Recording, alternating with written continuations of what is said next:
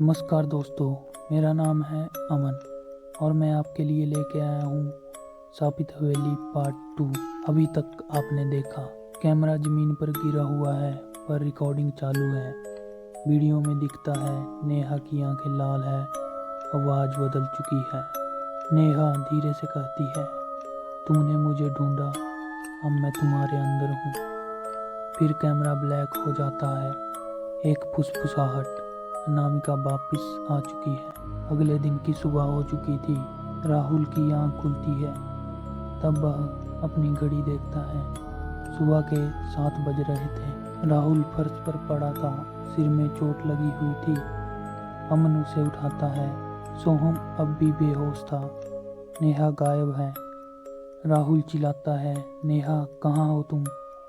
तभी बेसमेंट से धीमे कदमों में आवाज आती है और दीवार पर खुद ब खुद खून से लिखा जाता है, अब नेहा नहीं सिर्फ मैं हूँ। राहुल घबरा जाता है और वापिस से उस डायरी को पढ़ने लगता है। उस डायरी में लिखा था, उसने मेरी जगह ले ली है, मैं अब जिंदा हूँ पर इस हवेली में ही, और जो कोई भी मुझ तक पहुँचेगा वो मेरी तरह बन जाएगा।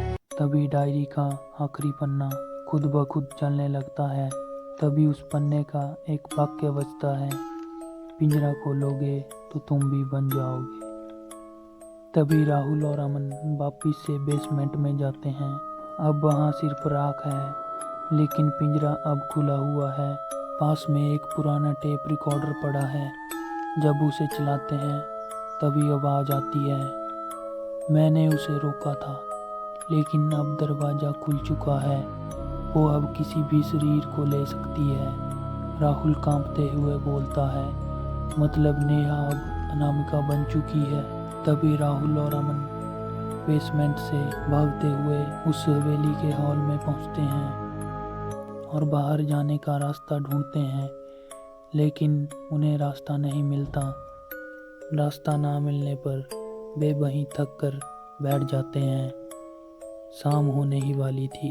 तभी शाम के वक्त हवेली की सीढ़ियों पर सफ़ेद कपड़ों में एक लड़की उतरती है।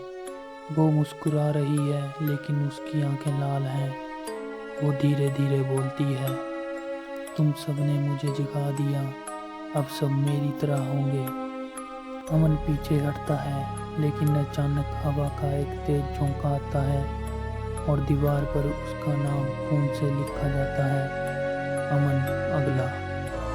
तभी राहुल को याद आता है, गांव के एक बुजुर्ग ने कहा था, वो आत्मा तब तक मुक्त नहीं होगी जब तक उसका पूरा खेल पूरा ना हो। तभी राहुल को अलमारी में एक किताब मिलती है, तंत्र विद्या, आत्मा को रोकने के उपाय। उसमें लिखा है, यदि आत्मा किसी जीवित शरीर को ले चुकी है तो उसे रोकने का एक ही उपाय है, उसी स्थान पर उसका बलिदान जहां वो पहली बार प्रकट हुई थी। राहुल, अमन और होश में आया सोहम हवेली के तीसरे माले पर जाते हैं जहां अनामिका की आत्मा पहली बार प्रकट हुई थी। नेहा वहां पहले से मौजूद थी, या कहें अब अनामिका।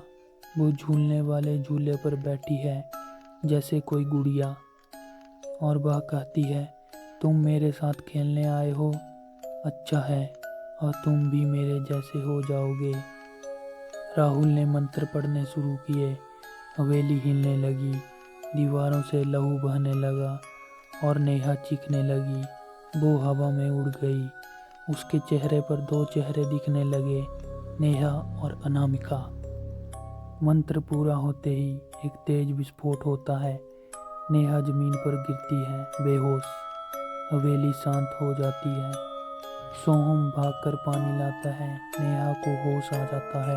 नेहा कहती है, क्या हुआ, मुझे कुछ याद नहीं। राहुल, अमन और सोहम एक दूसरे को देखते हैं, लेकिन तभी राहुल कैमरे में आखिरी फुटेज चेक करता है।